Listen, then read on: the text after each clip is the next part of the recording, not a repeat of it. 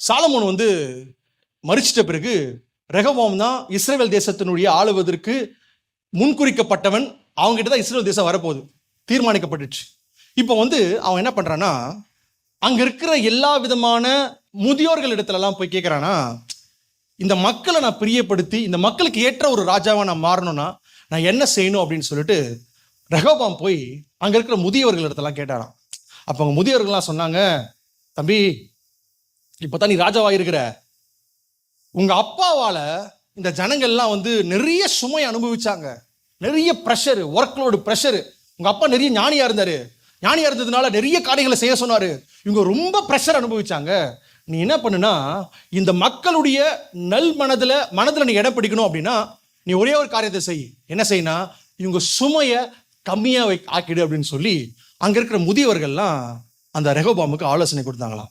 இப்ப நம்மால என்ன பண்ணாருன்னா, டே நான் ஏன் இவங்கிட்ட போய் கேட்கணும் அப்படின்னு சொல்லிட்டு அவன் கூட வளர்ந்த அவன் ஃப்ரெண்ட்ஸ் கிட்ட எல்லாம் போய் கேட்டானா, என்ன பண்ணலாம், எப்படி மக்களுக்கு ஏற்ற ஒரு ராஜாவா நான் மாறணும் அப்படின்னு சொல்லிட்டு அவன் கூட இருந்த வாலிபர்கள் இதெல்லாம் போய் கேட்டிருக்கான்.